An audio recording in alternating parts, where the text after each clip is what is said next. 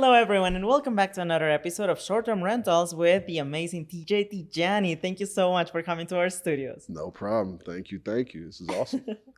And so, we've been getting so many questions about the money aspect of short term rentals. So, how much should one expect to invest into short term rentals? Well, there's no, of course, fixed answer for that.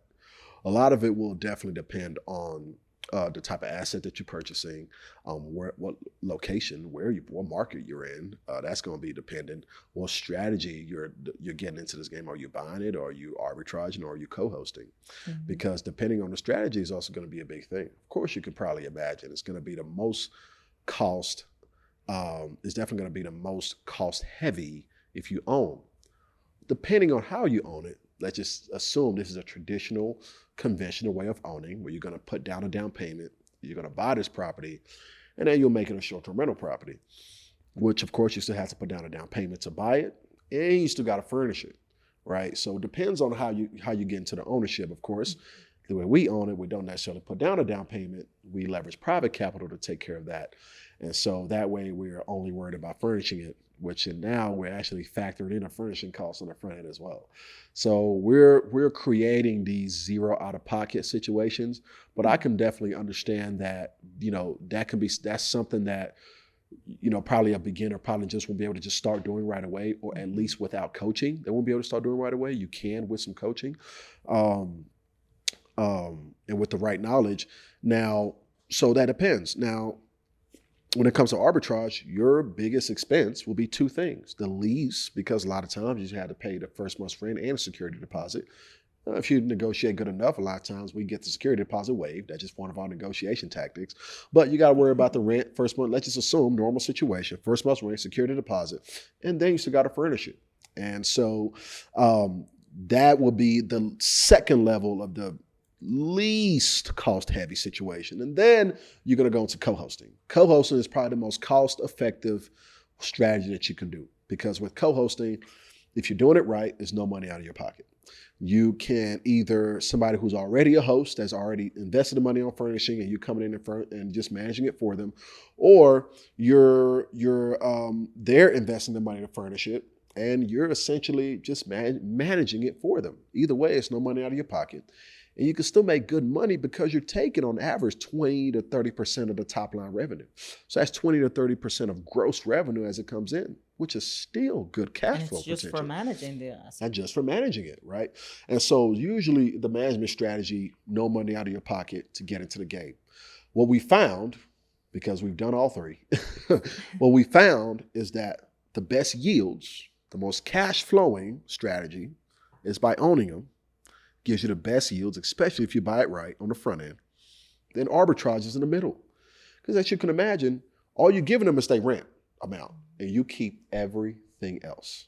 So that is more capital needed, as you can imagine. Then there's co-hosting, no capital needed, but you tend to get the least amount of cash flow with co-hosting because you're taking a percentage of the top line revenue, which is still good money, still great cash flow, but you find that spread isn't as much as like the arbitrage. And of course, this can depend. This isn't always the case. Depending on the property, depending on the market that you're in, this is just assuming comparing apple to apples. But depending on the market that you're in, you could have a co-host situation on the same type of property that will make more than an arbitrage. It just depends. It's not always black and white, but typically, in a general sense, that's usually the pecking order of how it goes. Interesting. And I remember you mentioning how it depends on the type of property. So for a beginner that is starting from the ground, what type of property should they be looking at to start getting into the game of short-term rentals? I used to say this too, because when I first got started, my first property was a 3-bedroom, 2-bath house, and it had 2 living rooms. So yes, I had about 2 living room sets. Oh, wow. I spent $14,000 to furnish that property. I remember how overwhelmed I was with that first one. That's why I tell people, if you can, start close to home for one. Secondly, the smaller the unit, the easier it will be to start, because it's not that much you have to furnish. It can be a lot. It can be daunting. It can feel overwhelming if you're furnishing a big old house for your first one. So, but can you? Yes. if you come across an opportunity at the very beginning and you come across a dope opportunity, whether it's an arbitrage or whatever, you can buy it and it's a 4-bedroom house. Am I saying don't do it? No, run the play, please. Run the play for sure. I'm just saying the barrier to entry is a little bit easier the smaller the unit that you can do it. And also, when I was getting started, wasn't people coaching, and there weren't a lot of people educating and adding value and coaching this business. But now there's a lot more people that are adding value. You tapped into one right now. You know what I mean? So if you're able to connect with a coach, connect with somebody that is able to show you the ropes and to get you to go bigger, better, faster in your journey, then yeah, you can start with a big house in the very beginning because you got support now. You got people that can guide you. You know what I mean? Somebody will guide you how to hire help cheaply to help you set it up. Like stuff that I wish I knew when I got started. So it depends on the type of property, depends on the location, depends on where you are in your market, depends on if you have a coach or not. Do you have support or not?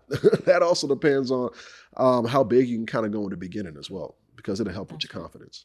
That's right. And to be honest, I've seen people that they started just renting that one room that they had in their house that Yes. they never thought about using. I'm And glad you brought that up. they just started there. So I think that's an amazing way to start too. One of the best ways to start and get into this game is by renting out that spare room that you have, right? Putting your toe in the water. Get your toe in there, you know what I'm saying? Start getting some cash flow to see what's possible in the strategy. Start with the room. The second best way, just is right up there, right alongside it, is house hacking. If you're able to buy a 2 to 4 unit property and live in one, now you're running the play. Okay, now because you can rent out to others and not only take care of your mortgage, but make money on top of your mortgage. that's right. And so, those are some of the best ways to start this business and some of the most cost-effective ways to start this business as well.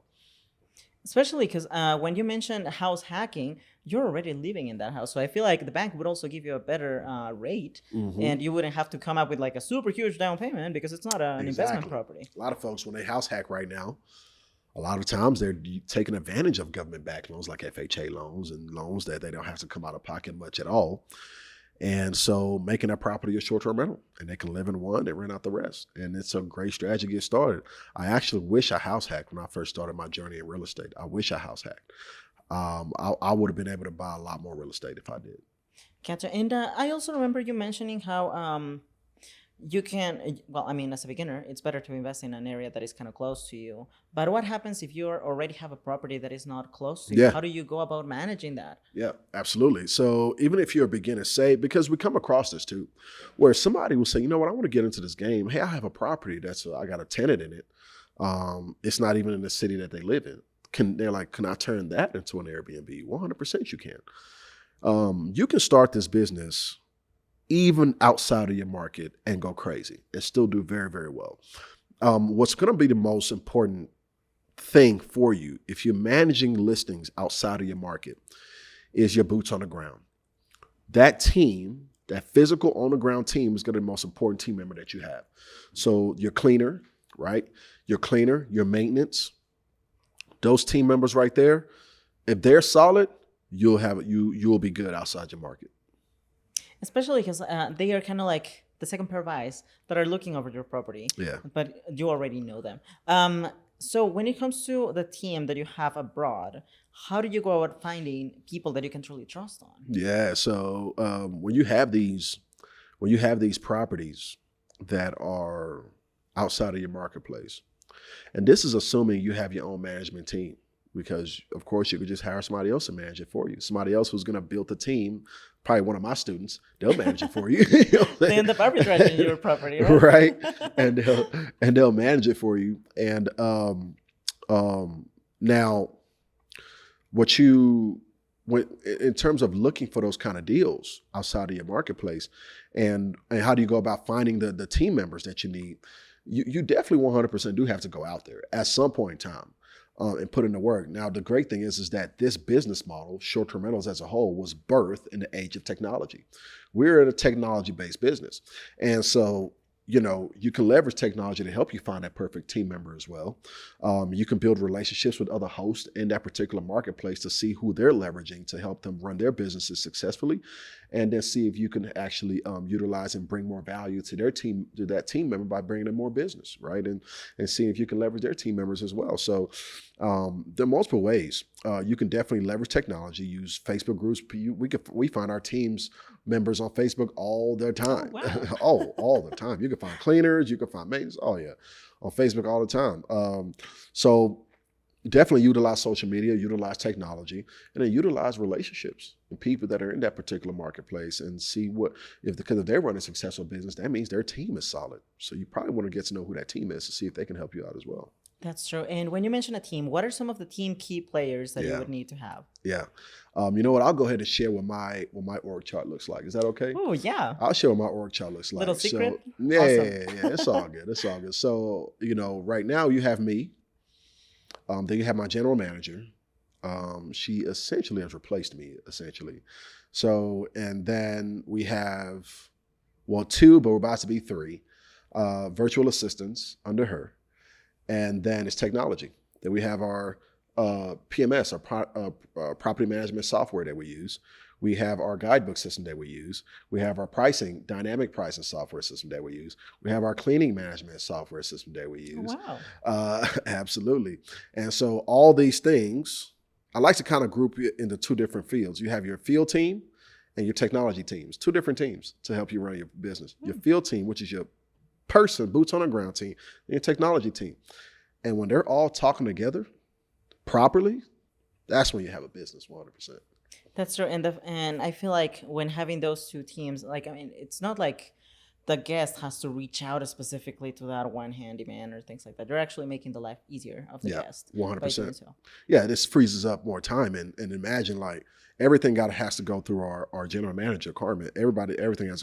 Now, if I'm being brought into an issue, it's a big issue. If I'm being brought into something, that means something major had happened. And my job now is just to make sure that my team is set up for success. We go to the meetings. We have meetings every single week. And I meet with my team every week and make sure that they're set up with everything that they need to do their job efficiently. And that's my job. Now I'm able to go buy more properties, build and develop more hotels, and come out and shoot content and do and have an awesome time doing this podcast like this. And so that's what it's about. I know. And from what I'm hearing, I feel like it's a really good way for an investor to free up their time. Yes. Because most people think, oh my gosh, if I get into short-term rentals, I'm going to have to run the whole show and call the handyman and call the cleaning ladies or clean it myself even.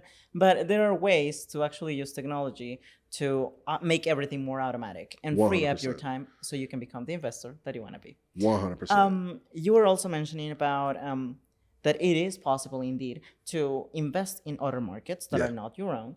So what are some of the regulations that you should be aware of when you're doing that? Well, each market regulation is different. And this is why that research is important. Understand that each market doesn't necessarily mean they all have the same regulations when it comes to ordinances that govern short-term rentals. This is part of the research that you need to do. When you Google short-term rental ordinances and then your city, that's going to take you to the ordinances that governs that particular marketplace. And so you want to make sure that you do that research on the front end before you make any decision on any properties. So to answer that question, we don't know. We just have to do that research to see, because not all ordinances are the same. We just saw the hammer that came down in Atlanta. It's a pretty big hammer that came down in Atlanta to where, short-term rentals, essentially Atlanta had, over 7,000 listings, and now they're being cut drastically. So they got rid of a lot of the short-term rentals in Atlanta, and they added additional tax. Not only you can only have two at the max. Oh, wow. And one has to be your primary residence, which honestly, out of all the regulations, all the rules, and everything that goes on, that is a part that upsets me the most, because now you're limiting the people who are actually doing it right. All the other stuff I understand, because you're saying that, it affects the housing market. I have an argument against that, but you know what? I'll let you have that. Okay, it affects the housing market. People complain a lot about the noise. They're throwing trash everywhere. They're partying. Happens. And a lot of times, unfortunately, a lot of hosts don't know how to screen their guests properly or running their units right to avoid these issues. And so, that happens. So I get it. I think regulations are needed. I don't think regulations are bad, actually. They're needed when you think about it. When we started driving cars, there wasn't any regulations at first. People getting all kind of accidents. People were just driving all willy-nilly. There wasn't necessarily lines in the roads to see exactly where you're going. Then they said, okay, this is getting out of hand. Now you need a license. You need to be of a certain age. You got to have a license. You got to go through this driving test. You got to take this written test. You have to adhere to these lights. If you can't adhere to these lights, then you won't be. You get your license taken away. You got to get a license. You got to renew it every so years. So all these all ordinances that came down when stuff was just kind of wild, wild west. And so in markets that are wide open, that we like to call the wild, wild west, we expect ordinances to come down. And they're not necessarily a bad thing. Matter of fact, a lot of times what they'll do is they'll get rid of the wannabes. They'll get rid of the people who just want to just earn a quick buck on Airbnb. And the people that actually set up properly, oh, shoot, ordinances, bad. We want all the smoke. We want all the ordinance smoke. We're ready for it.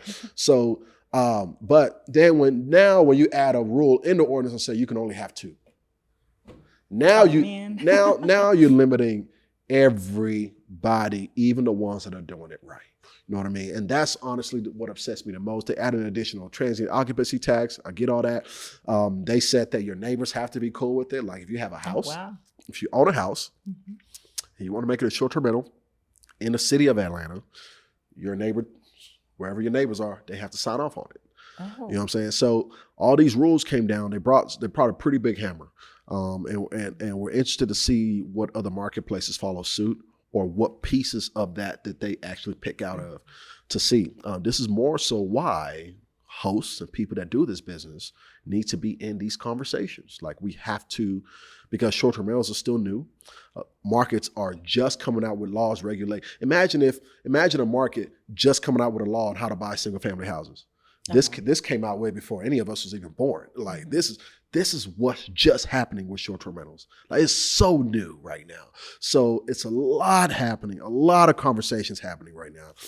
But the more reasons why, especially hosts that are doing it right, have to get involved. We have to be in these rooms.